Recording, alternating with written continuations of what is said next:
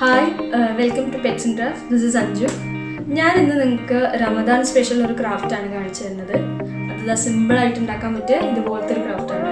അതെങ്ങനെ ഉണ്ടാക്കണമെന്ന് കാണാം. വളരെ സിമ്പിളാണ്, എല്ലാവരും ചെയ്ത് നോക്കണം. ഈ റൂം ഡെക്കോർ ഉണ്ടാക്കാൻ വേണ്ടിയിട്ട് നമുക്ക് കുറച്ച് പഴയ CD വേണം, പിന്നെ കുറച്ച് ബീഡ്സ് വേണം, പിന്നെ ഒരു CD മാർക്കർ വേണം, പിന്നെ കുറച്ച് ത്രെഡ് വേണം.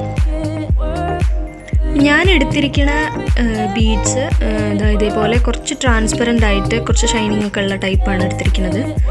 ഇനി നമുക്ക് ഈ CD എങ്ങനെ മാർക്ക് ചെയ്യാമെന്ന് നോക്കാം. അപ്പോൾ ഞാനൊരു ക്രെസൻറ്റ് കിട്ടാൻ വേണ്ടിയിട്ട് വേറൊരു CD ഇതേപോലെ മുകളിൽ വെച്ച് ഒരു CD മാർക്കറിൻ്റെ ഫൈൻ ടിപ്പ് യൂസ് ചെയ്തിട്ട് നമുക്ക് ഔട്ട്ലൈൻ വരച്ചു കൊടുക്കാം.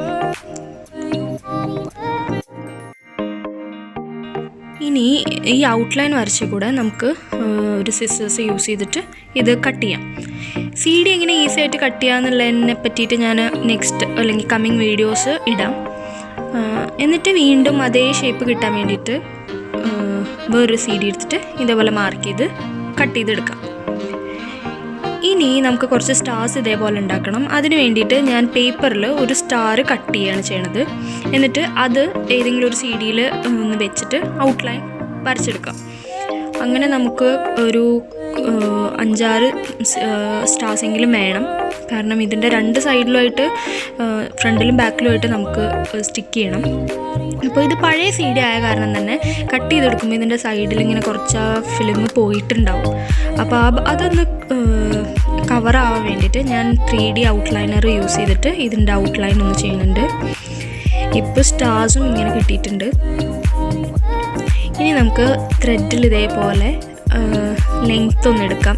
എത്രയാണ് വേണ്ടത് എന്നൊക്കെ ഉള്ളത് നമുക്ക് മാർക്ക് ചെയ്ത് ത്രെഡ് അതിനനുസരിച്ച് കട്ട് ചെയ്തെടുക്കാം.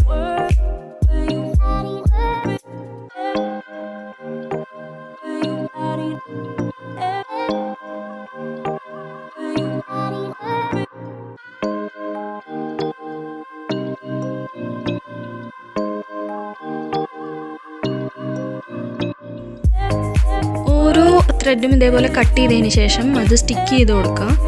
സ്റ്റിക്ക് ചെയ്യുമ്പോൾ ഇപ്പം ഇങ്ങനെ വരുന്ന ത്രെഡൊക്കെ നന്നായി ടൈറ്റായിട്ട് നിൽക്കാൻ വേണ്ടിയിട്ട് നമ്മൾ 2 സൈഡിൽ നിന്ന് വലിച്ചു കൊടുത്താൽ അത് ടൈറ്റായിട്ട് നിന്നോളും.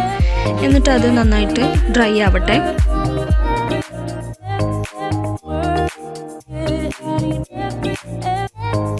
നമ്മളെങ്ങനെയാണോ ഈ സ്റ്റാർസ് അറേഞ്ച് ചെയ്യാൻ ഉദ്ദേശിക്കുന്നത് ആ രീതിയിലൊന്ന് സ്റ്റാർസിനെ വെച്ചതിന് ശേഷം നമുക്ക് ആവശ്യമുള്ള അത്രയും ലെങ്ത്തിലുള്ള ത്രെഡ്സ് കട്ട് ചെയ്തെടുക്കാം.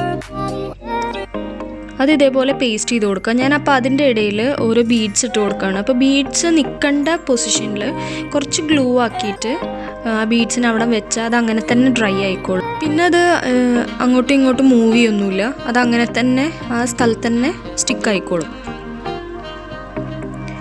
ഇനി നമുക്ക് ഇതിൻ്റെ താഴെ വരുന്ന സ്റ്റാർസ് ഒട്ടിക്കാം. അപ്പോൾ സ്റ്റാർസ് ഇതേപോലെ പൊസിഷൻ നോക്കിയിട്ട് ഫെവിക്കോൾ യൂസ് ചെയ്തിട്ട് തന്നെ ഒട്ടിക്കാം. ഫെവിക്കോൾ ആയാലും സൂപ്പർ ഗ്ലൂ ആയാലും ഓക്കെ തന്നെയാണ്.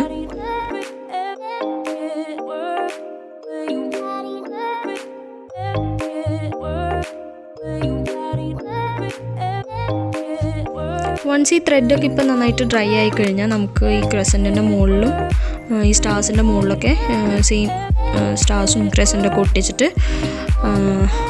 ഇത് കംപ്ലീറ്റ് ചെയ്യാം. ഇത് സിമ്പിളായിട്ട് ചെയ്യാൻ പറ്റിയൊരു ക്രാഫ്റ്റാണ്.